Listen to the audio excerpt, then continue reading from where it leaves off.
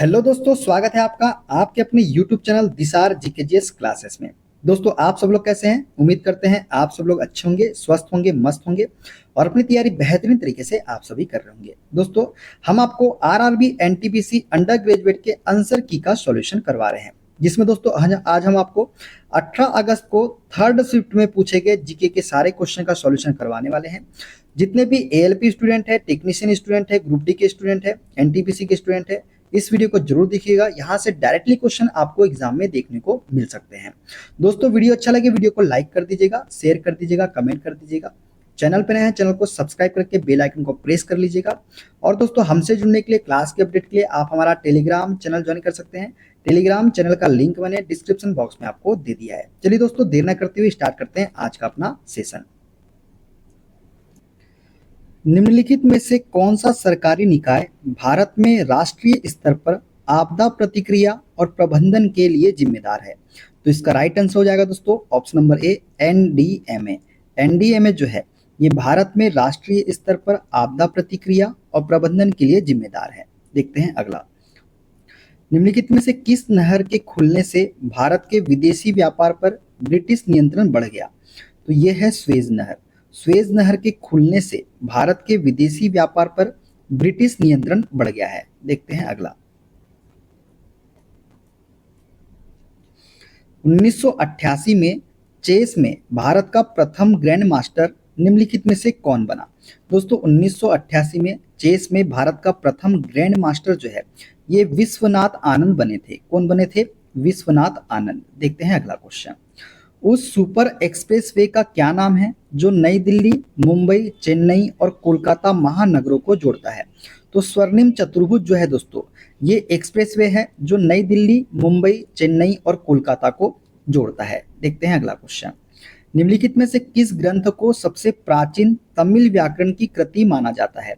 तो तोल्कापियम। इसको तोल्कापियम को जो है इसे सबसे प्राचीन तमिल व्याकरण कृति माना जाता है। देखते हैं अगला क्वेश्चन।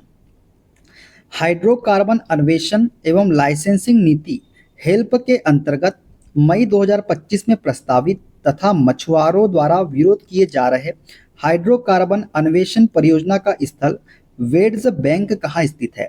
दोस्तों, वेड्स बैंक जो है ये हिंद महासागर में दक्षिणी तट से लगभग 80 किलोमीटर दूर एक पनडुब्बी पठार है। कहाँ पे? हिंद महासागर में दक्षिणी तट से लगभग 80 किलोमीटर दूर एक पनडुब्बी पठार। देखते हैं अगला क्वेश्चन। भारत ने 2025 में 1700 करोड़ की लागत से 3500 किलोमीटर को कवर करते हुए देश भर में कौन सी रेलवे सुरक्षा प्रणाली लागू करना शुरू किया है? तो यह है कवच स्वचालित ट्रेन सुरक्षा प्रणाली। कौन सी? कवच स्वचालित ट्रेन सुरक्षा प्रणाली जो है लागू करना शुरू किया है भारत ने। देखते हैं अगला क्वेश्चन। संविधान के अनुसार निम्नलिखित में से कौन सा विषय दिल्ली विधानसभा के नियंत्रण में नहीं आता है? तो सार्वजनिक व्यवस्था जो है दोस्तों ये दिल्ली विधानसभा के नियंत्रण में नहीं आता है। देखते हैं अगला। आरटीआई अधिनियम के तहत किसी सार्वजनिक प्राधिकरण से सूचना प्राप्त करने की समय सीमा क्या है? तो 30 दिन इसका करेक्ट आंसर हो जाएगा। आरटीआई अधिनियम के तहत किसी सार्वजनिक प्राधिकरण से सूचना प्राप्त करने की समय सीमा जो है ये 30 दिन है। कितने दिन है? 30 दिन। देखते हैं अगला क्वेश्चन। कौन सी भौगोलिक संरचना मुख्यतः भारतीय मरुस्थल की पूर्वी सीमा को नियंत्रित करती है? तो अरावली पहाड़ियां जो है दोस्तों ये भारतीय मरुस्थल की पूर्वी सीमा को नियंत्रित करती है। देखते हैं अगला क्वेश्चन। कौन सा ऑस्ट्रेलियाई पठार पिघले हुए लावा के जमने से निर्मित हुआ है? तो किम्बरली पठार जो है, कौन सा? किम्बरली पठार जो है ये ऑस्ट्रेलियाई पठार है जो पिघले हुए लावा के जमने से निर्मित हुआ है। देखते हैं अगला क्वेश्चन। अनुवांशिकता और विविधता के अध्ययन को क्या कहा जाता है? दोस्तों, अनुवांशिकता और विविधता के अध्ययन को जो है अनुवांशिकी कहा जाता है। क्या कहा जाता है? अनुवांशिकी। देखते हैं अगला। बहुआयामी निर्धनता सूचकांक एमपीआई में निम्नलिखित में से कौन सा संकेतक शामिल नहीं है? तो प्रति व्यक्ति मासिक आय जो है ये संकेतक शामिल नहीं है। स्कूली शिक्षा के वर्ष, पोषण और विद्युत की पहुंच जो है ये तीनों ही शामिल है। देखते हैं अगला। 1947 से 91 के दौरान रोजगार पैटर्न में सीमित विविधता देखी गई। इस अवधि के दौरान किस क्षेत्र ने भारत के कार्यबल के सबसे बड़े हिस्से को रोजगार प्रदान किया? तो ये था हमारा कृषि। कृषि ने जो है भारत के कार्यबल के सबसे बड़े हिस्से को रोजगार प्रदान किया था। देखते हैं अगला क्वेश्चन। 2025 में की गई घोषणा के अनुसार ISRO next generation launch vehicle NGLV के लिए किस प्रकार का इंजन डिजाइन कर रहा है? तो दोस्तों लॉक्स मेथेन इंजन डिजाइन कर रहा है हमारा इसरो, किसके लिए? नेक्स्ट जनरेशन लॉन्च व्हीकल के लिए। देखते हैं अगला। आर्थिक सहयोग और विकास संगठन OECD का वर्ष 2025 दक्षिण पूर्व एशिया क्षेत्रीय मंच कहाँ आयोजित किया गया? दोस्तों आर्थिक सहयोग और विकास संगठन का वर्ष 2025 दक्षिण पूर्व एशिया क्षेत्रीय मंच जो है ये बैंकॉक थाईलैंड में आयोजित किया गया। कहाँ पे? बैंकॉक थाईलैंड में। देखते हैं अगला। निम्नलिखित में से कौन सी पर्वतमाला कश्मीर घाटी को शेष हिमालय क्षेत्र से पृथक करती है? तो पीर पंजाल जो है दोस्तों ये कश्मीर घाटी को शेष हिमालय क्षेत्र से पृथक करती है। देखते हैं अगला। वर्ष 2025 में कितने व्यक्तियों को पद्म पुरस्कार से सम्मानित किया गया? तो 139 व्यक्तियों को जो है 2025 में पद्म पुरस्कार से सम्मानित किया गया। देखते हैं अगला। मई 2025 में निम्नलिखित में से कौन सा ISRO mission PSLV C61 rocket में तीसरे चरण की विसंगति के कारण अपने पृथ्वी अवलोकन उपग्रह को तैनात करने में विफल रहा? तो EOS-09 जो है इसका करेक्ट आंसर हो जाएगा। देखते हैं अगला। जनवरी 2025 में आयोजित 19वें प्रवासी भारतीय दिवस सम्मेलन की मेजबानी निम्नलिखित में से किस शहर ने की है? दोस्तों 19वें प्रवासी भारतीय दिवस सम्मेलन की मेजबानी जो है ये भुवनेश्वर शहर ने की है। किसने? भुवनेश्वर शहर ने। देखते हैं अगला।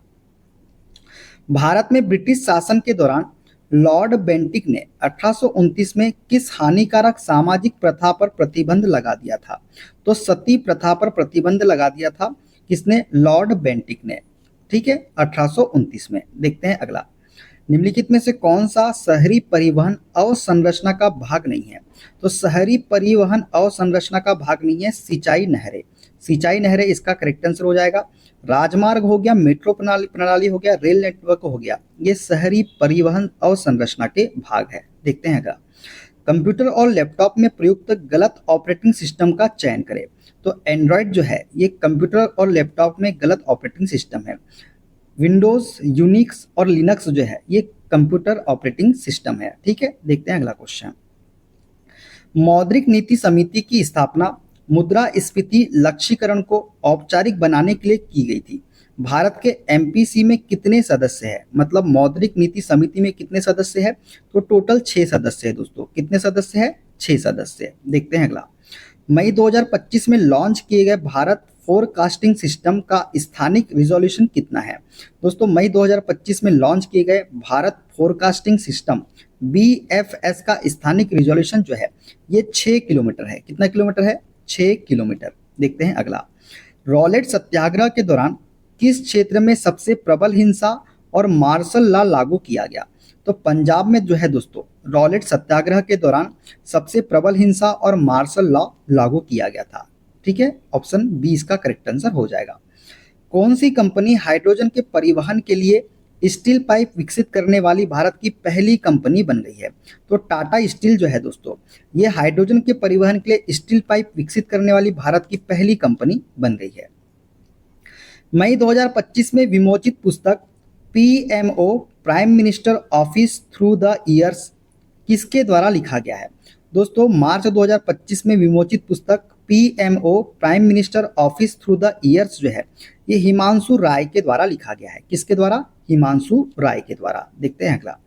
भारतीय संविधान में सहकारी समितियों के विधायी आवंटन के संबंध में निम्नलिखित में से कौन सा कथन सही है? तो दोस्तों सहकारी समितियों के विधायी आवंटन के संबंध में जो सही कथन है यह है ऑप्शन नंबर डी, यह राज्य सूची का विषय है। किसका? यह राज्य सूची का विषय है। देखते हैं। जैन धर्म के श्वेतांबर सिद्धांत में कितने आगम शामिल है? दोस्तों जैन धर्म के श्वेतांबर सिद्धांत में 45 आगम शामिल है। कितने? 45। देखते हैं अगला।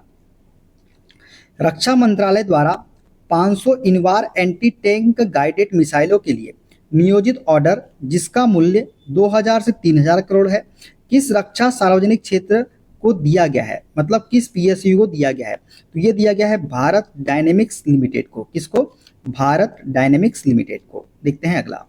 1962 का भारत चीन युद्ध मुख्य रूप से किस भौगोलिक क्षेत्र में लड़ा गया था? दोस्तों 1962 का भारत चीन युद्ध जो है ये हिमालय की सीमा पर लड़ा गया था। कहाँ पर?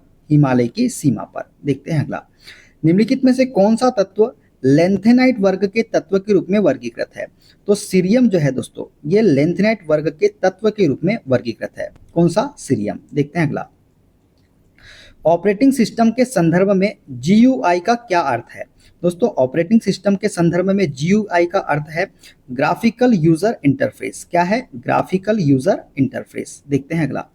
512 ईस्वी में वल्लभी जो कि गुजरात में है, देवर्दी क्षमाश्रम की अध्यक्षता में निम्नलिखित में से कौन सी जैन संगति आयोजित की गई थी?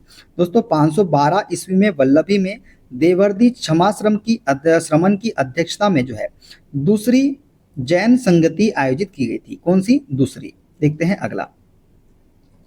2025 में किस भारतीय विनियामक संस्था ने डिजिटल वित्त और ऑनलाइन धोखाधड़ी की रोकथाम के बारे में जागरूकता बढ़ाने के लिए डिजिटल इंडिया वित्तीय साक्षरता मिशन शुरू किया है? तो ये किया है भारतीय रिजर्व बैंक ने। किसने शुरू किया है? भारतीय रिजर्व बैंक ने। देखते हैं अगला। जनवरी 2025 में कौन सा देश ब्रिक्स का पूर्ण सदस्य बन गया? तो इंडोनेशिया जो है दोस्तों ये जनवरी 2025 में ब्रिक्स का पूर्ण सदस्य बन गया है। कौन सा? इंडोनेशिया। देखते हैं अगला। किस संवैधानिक संशोधन द्वारा भारत में वस्तु एवं सेवा कर लागू किया गया था? तो 101वां संशोधन अधिनियम 2016 के द्वारा जो है भारत में वस्तु एवं सेवा कर मतलब जीएसटी लागू किया गया था। निम्नलिखित में से कौन सा अनुच्छेद संविधान के संशोधन प्रक्रिया से संबंधित है? तो अनुच्छेद 368 जो है दोस्तों ये संविधान के संशोधन प्रक्रिया से संबंधित है। देखते हैं अगला। उस सिद्धांत का क्या नाम है जो यह स्पष्ट करता है कि तरंगाग्र पर प्रत्येक बिंदु द्वितीयक तरंगिकाओं के स्रोत के रूप में कार्य करता है जो सभी दिशाओं में फैलती है और एक नया तरंगार्ग बनाती है? तो वह सिद्धांत है हाइगेंस का सिद्धांत। हाइगेंस का सिद्धांत यह स्पष्ट करता है कि तरंगार्ग पर प्रत्येक बिंदु द्वितीयक तरंगिकाओं के स्रोत के रूप में कार्य करता है जो सभी दिशाओं में फैलती है और एक नया तरंगार्ग बनाती है। तो ये कौन सा सिद्धांत है? हाइगेंस का सिद्धांत इसका करेक्ट आंसर हो जाएगा। तो दोस्तों ये थे आज के सारे 40 क्वेश्चन। वीडियो कैसा लगा कमेंट बॉक्स में जरूर बताइएगा। मिलते हैं अगले वीडियो में। अपना ख्याल रखिए। Okay bye bye, take care.